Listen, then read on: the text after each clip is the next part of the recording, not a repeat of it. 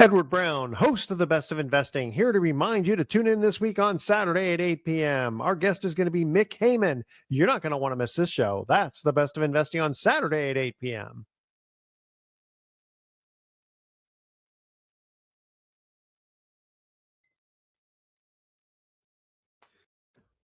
Welcome. You're listening to The Best of Investing. I'm your host, Edward Brown. Our phone number is 888-912-1190. Use that number to answer the trivia questions for a 5-pack tanning certificate given away during the show. That certificate's not sponsored by the radio station, but by Tan Bella Tanning Salon with 2 locations in San Francisco and 1 in Marin. That's worth about a little over $100. So it's a nice little prize we're giving away. Today's trivia theme is 1980s history. We'll see how much the audience knows about that. We do have a special guest who's been on our show once or twice before, I think. Iraj Zolnasr. Iraj, welcome to The Best of Investing again. Thank you for having me. I love being here and sharing information with all your great listeners, the audience. Absolutely. Excellent. So, Raj, you're a real estate broker here in Marin County, Yes. north of San Francisco, the Golden Gate Bridge. Let's start off. 2023 results on home sales. Yeah, definitely. I think obviously as we begin 2024, we reflect on what happened in 2023. And I know there was a lot of turmoil and issues that happened, be it with the drastic changes that happened in interest rates, which then caused the inventory to decrease drastically, and because people were just not selling.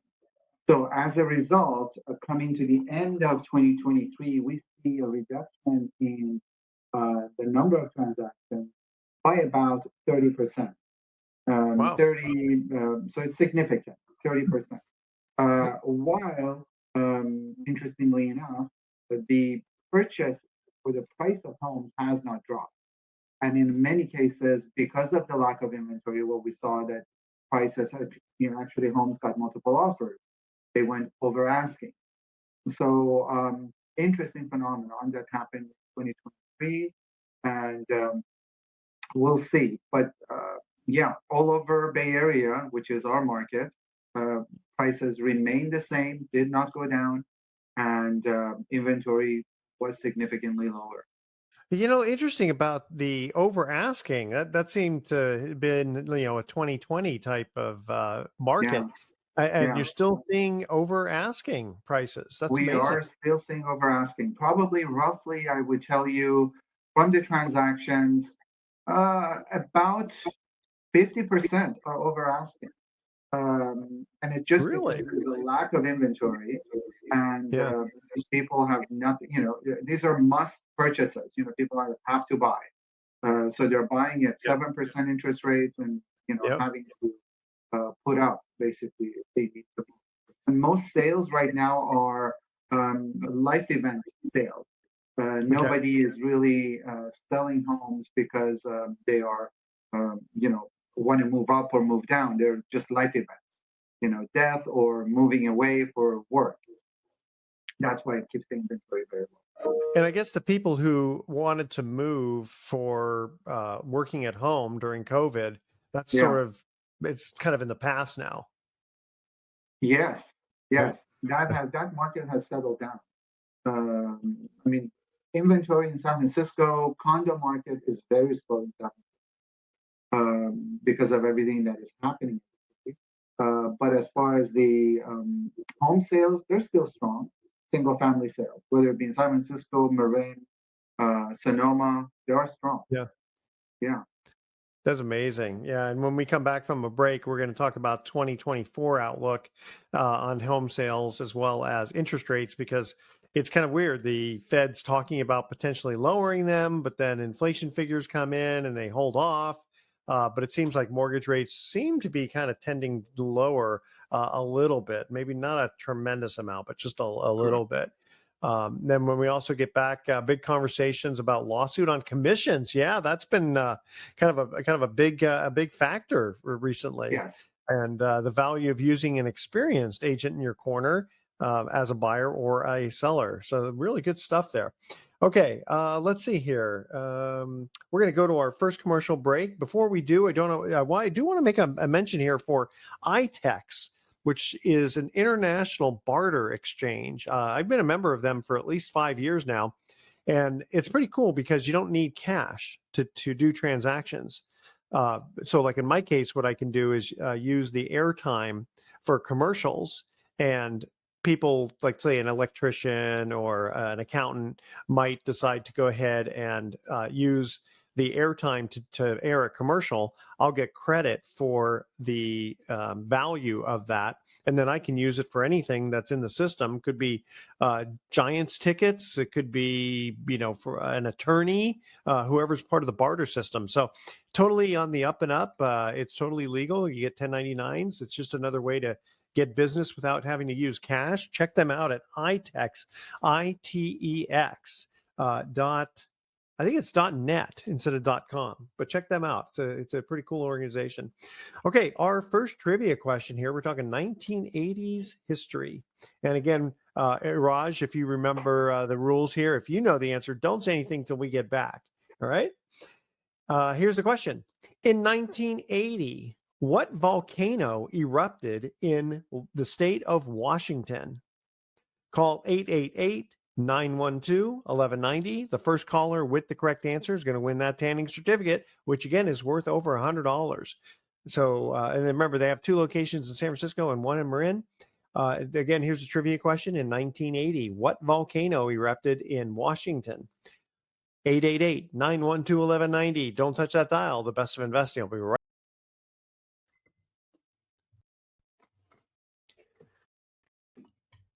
Welcome back to the Best of Investing. I'm Edward Brown, your host, along with my special guest, Iraj Zolnasr. Iraj, okay, now we can ask you the question, see if you know the answer to it. In 1980, what volcano erupted in the state of Washington? I should know this, but I forget. I don't know. Okay, you're cutting in and out. I couldn't hear you. I do not There you know, actually. Sorry. Okay, that was Mount St. Helens.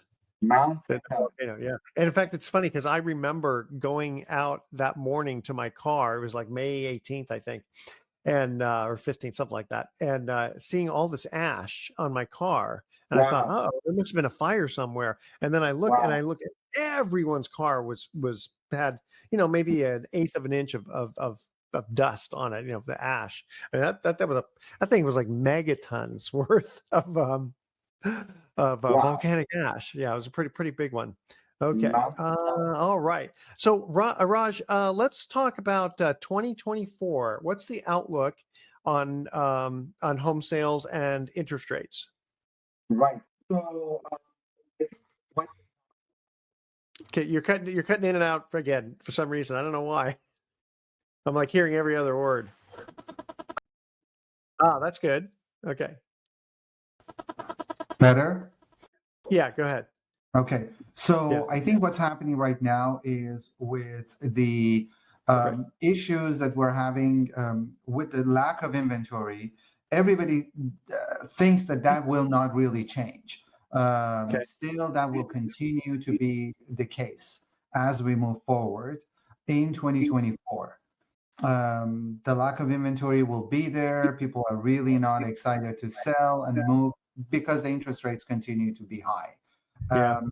As the interest rates go lower, and as you alluded to, the Federal Reserve has suggested that they will be cutting interest rates. I think the latest I heard was a potential of 1 rise and maybe 6 decreases, is what I heard, Okay. depending on how the economy goes.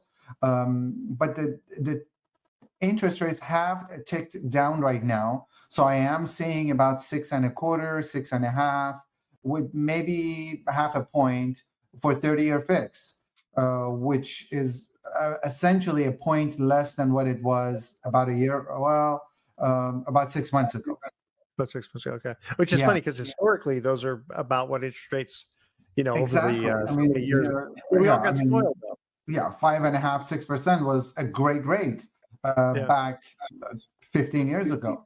Yeah. But people are now used to the 4% interest rates. I think Yeah. as the interest rates go down, people who have homes financed at 4 or 5%, then they will begin selling their homes. Yeah, because then they're just kind of not. If the interest rates get kind of close, then they're just trading at that point. So I think right now it seems like companies like Home Depot are probably doing pretty well because they're people are remodeling, right? Exactly. Yeah. Exactly. I Totally. think the other issue that everybody is trying to watch is commercial real estate and what is happening with commercial real estate. Well, interestingly enough, I was listening to the radio today, and there was a speaker who basically said like the Westfield Mall in San Francisco went from a value of 1.2 billion to 200 million. They lost $1 billion worth of, Wow. and it's like it's half occupied because of crime and all that. Yes. Yeah. And you wonder what will happen to the mortgage company who's carrying the loan, significant loss. Well, that happened in San Francisco. They lost 10% of all of the hotel rooms when they lost, I guess, the Hilton, Park 55, and another one, and they basically just handed it over to the bank. Right. Can you imagine being a bank and trying to manage a hotel? Yeah. That's why, as a lender myself, I've learned to look at assets and say, okay, if I'm going to lend on this, what's the worst case scenario? Like there was a beautiful property down in Southern California that was primarily used for like weddings. It was a great venue for weddings, and potentially it could be, a house, but it wouldn't be worth as much as, just one very, very large like plantation house. And I'm thinking, okay, if anything goes wrong with this property, I mean, I'm suddenly going to be in the wedding business. What do I know about setting up weddings and all that? I go, that's a business. And so I passed on the loan, even though, it was like, 55% loan to value, because it's too hard to get rid of. That's why, and you're familiar with our Southwest Note Fund. We buy loan where we were involved with loans discounted on regular old houses. Why? Because everybody needs a place to live. And it's funny because we just before recording this show, we had what we call our special credits meeting, and we go through loans that may have a problem. Borrowers can't pay for whatever reason. It's going to happen when you have a large portfolio of loans. The meeting only lasts about 10 minutes because there aren't that many loans because we're buying these things at discounts, and the payments are so low that most people go ahead and make their mortgage payments, because we're not dealing with multi-million-dollar houses. We're dealing with houses that are, $100,000, $200,000, $300,000 on average. And it's interesting because, not that I want people to stop paying so that we can foreclose, but there's so much equity in what we do. Like there like this one house is worth, I think, 190,000, and we're into it for about 20 grand. Wow. And what, for whatever reason, the person, can't pay the mortgage. And it's like, okay, well, listen, we'll work with you and try to help you out. But at some point, I have to take care of the clients, and we may have to foreclose, So anyway, and it's a lot. Go ahead. Most of the properties you guys have in the portfolio, where are they? All over the United States? Mostly, yeah. Most of them are in Texas, and then there's some in New York, even though it's a little bit of a harder place to foreclose on. Hey, tell you what, we're going to cut to a quick break. We'll be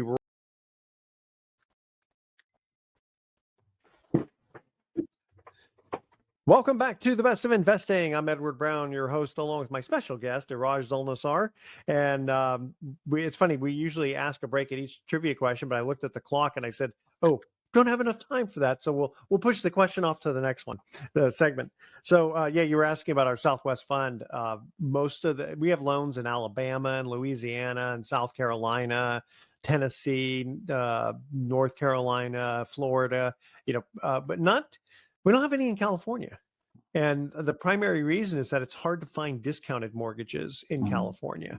And I'm okay with that. As long as the LTV is there and the houses are not so remote that you can get rid of them pretty quickly, it's fine. So we've done a good job in paying the clients just a flat 8.5%. on a monthly basis, and it's worked out pretty well. So, Iraj, getting back, there was another conversation here that we wanted to go over. So you have this question for me about big conversation about lawsuit on commissions and the fact that commissions have always been negotiable in California. And that's what I didn't understand when I read this or read most of it. It was like, why were people suing regarding commissions since commissions are negotiable anyway? Well, I think what happened is twofold. One, obviously, this is in Missouri. The original lawsuit happened in Missouri. Okay. So, and laws are different, disclosures are different there than they are here. And the buyer and the seller, they were really not that aware of what the commissions were or the splits were, essentially. So they thought that it was non-negotiable, or the fields where the commissions are, they were pre-filled and not clearly stated. That was one part of it. The second part of it was the National Association of Realtors really did not take it seriously, so they really did not dedicate enough defense to it, essentially. They thought this is a slam dunk case on their side, and who's going to vote to the other side? And of course, consumer is always right. Situation is a lot different in California. There has been a lawsuit here, and there are people who have sued, basically piggybacking on the lawsuit that happened in Missouri, which is in they're disputing it, and it's but the one that is California law, we go in to the listing agreement, listing presentations, and do clearly state to the sellers that the commission split is such. The commission is noted on MLS, so everybody is totally aware of it. There's nothing hidden, but that is causing some turmoil. That is causing some sellers to come forward and say, if it's negotiable, then I don't want to pay any commission to the other side, to the buyer's side. Yeah, but how are you going to get anybody to work with you? It's funny because in some cases, if a property is really hard to sell, you almost have to pay 1.5 times what you'd normally have to pay. Just, right. You got to get it done. Exactly, to give incentive, to give you a little bit of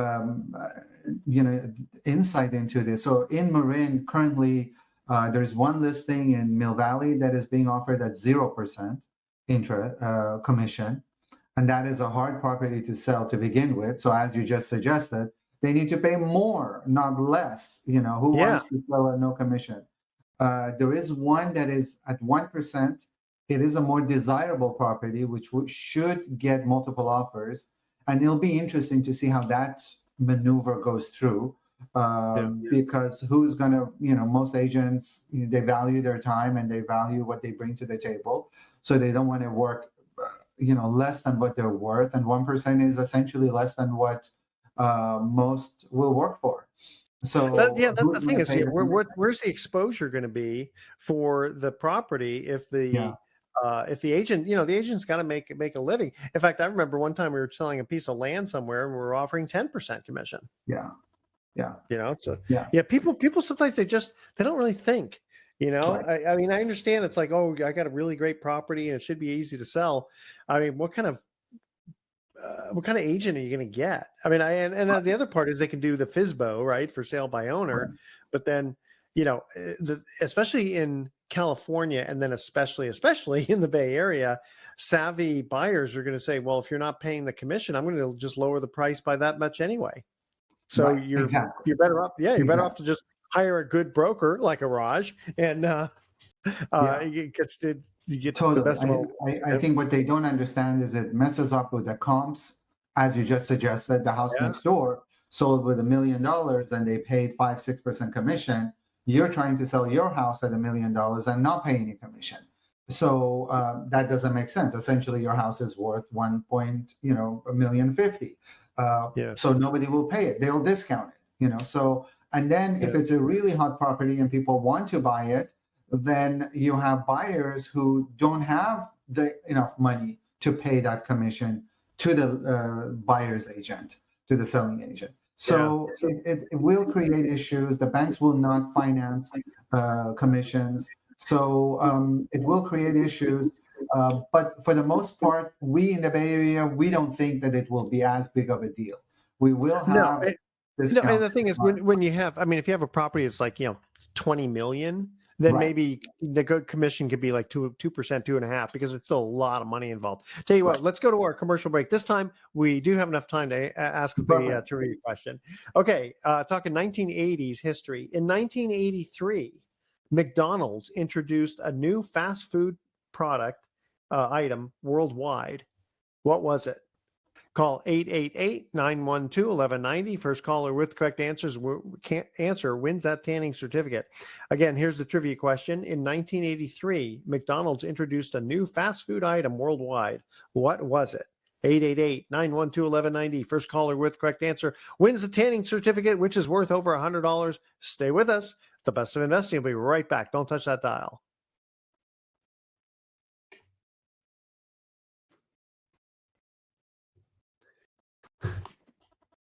Welcome back to the Best of Investing one more time. I'm Edward Brown, your host, along with Iraj Zolnasr. And Iraj, let's see if you know the answer to this question. 1980s history. In 1983, McDonald's introduced a new fast food item worldwide. What was it? Now, you originally thought it might have been Big Mac, but I think you're right. That came out earlier. Big Mac came out earlier. So chicken fingers? Close. The McNugget. McNugget. Okay. McNugget, yes. Chicken, that's right.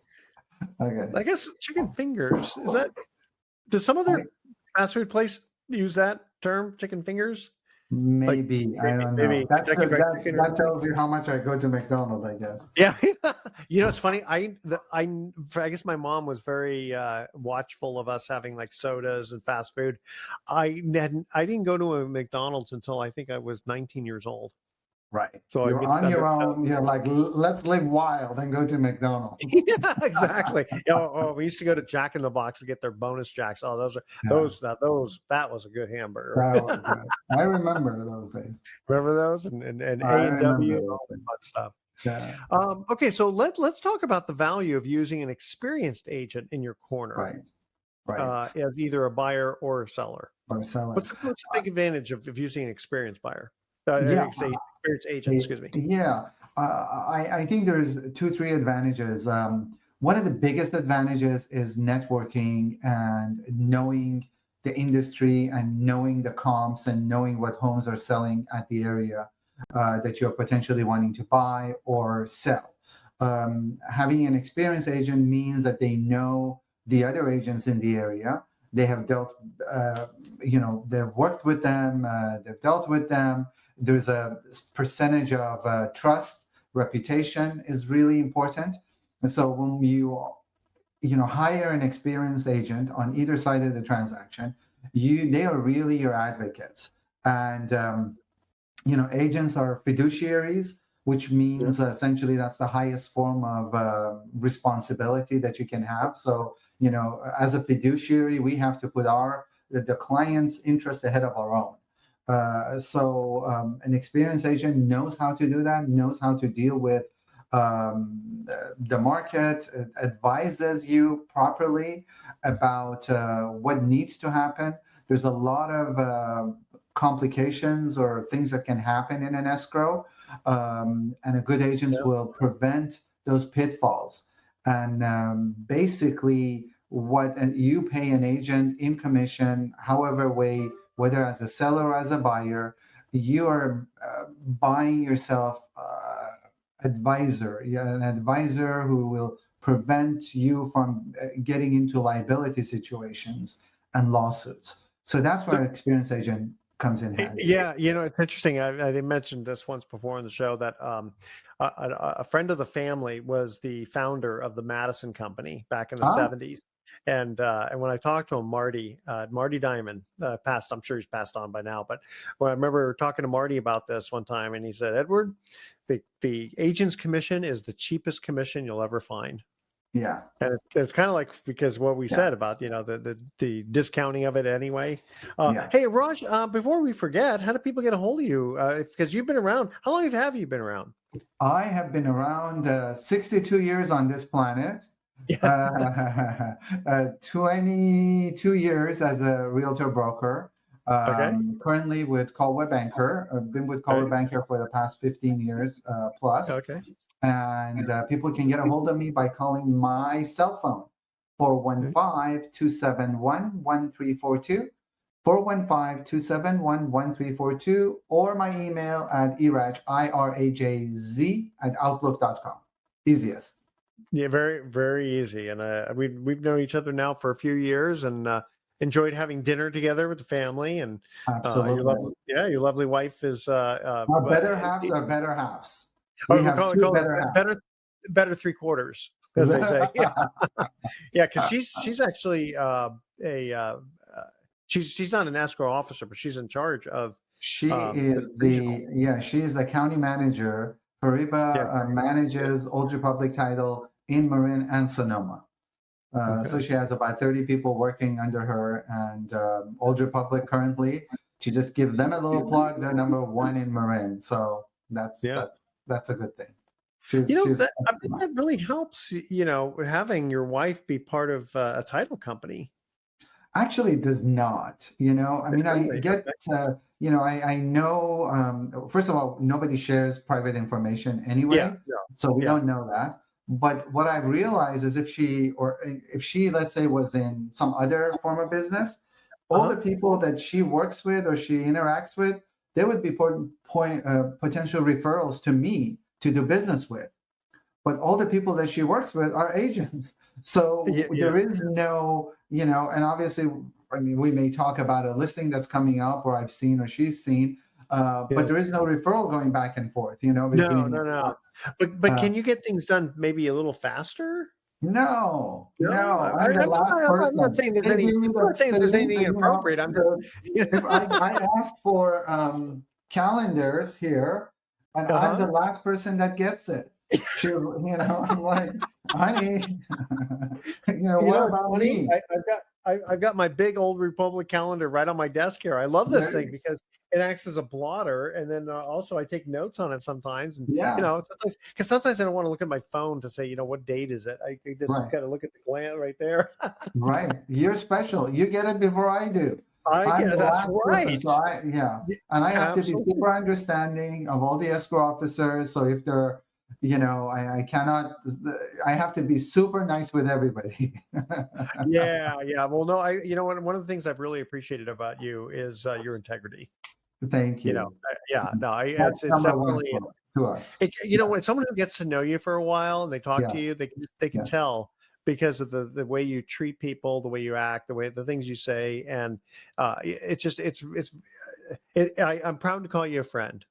Thank you. So do I. So do I. We've grown to, we started knowing each other, then do a little business together, then, I have the pleasure on being on your show, and then family. So it's a wonderful friendship. It is, and just for the audience, there's no quid pro quo here. It's just hey, if Raj wants to come on the show, I'd be glad to have him.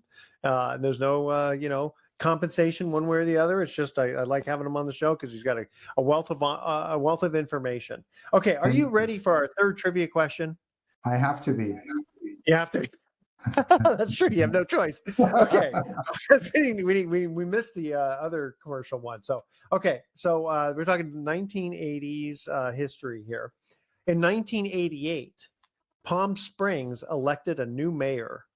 Who was this? Someone pretty famous. Okay. I think I know. Unfortunately, he's passed on since then.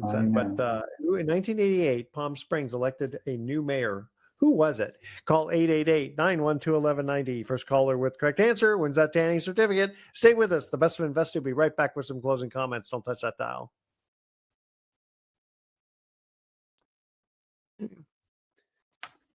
Welcome back to the Best of Investing. Last time for today, I'm Edward Brown, your host, along with my special guest, Iraj Zolnasr, a well-known and experienced real estate broker.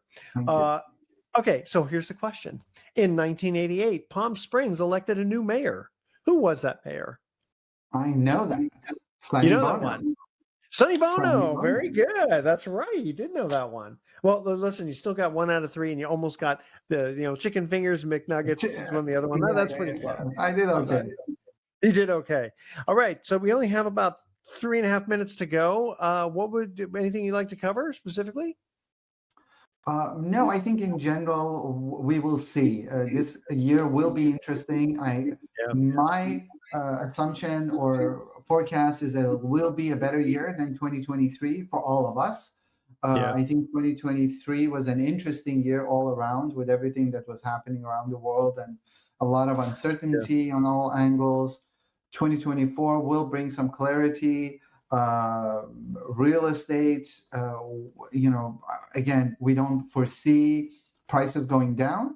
So real estate will stay strong with the lower interest rates actually predicting that it could even get better, so home prices could go even higher. So the advice that we generally give our clients is if you find something that you like, buy now. You may pay a little bit more in interest, but then you can refinance as the interest rate goes down. That's true. I mean, do you think the fact that we're getting into an election year is going to, that's one of the reasons why they're going to maybe play around with the interest rates? And it's interesting. I think you probably know as more than I do, but typically I thought that the Fed usually doesn't get involved in interest rates during an election year. But it seems this year, because the interest rates are so high, they have to. They will be part of the market. And as the interest rates go down, I know last week, the stock market did not do very well because of everything that was happening. But if the interest rates do show signs of going down, the stock market will have a boom and the market will be better and people will feel better. So, and that ultimately is how, perception is 99%. Perception is everything. And if people feel like everything is better, they start spending money. Well, and this is one of the things I've mentioned before, too, is that, no matter what side of the spectrum you're on with regard to immigration, the illegal immigration, having 10 plus million new people in the United States creates some kind of a demand for housing. It'll, not everybody's going to live in the New York hotels during this time. They're going to have to eventually get spread out. And, it may start at the bottom, but start generally pushing things up for a while. Again, everybody needs a place to live, right?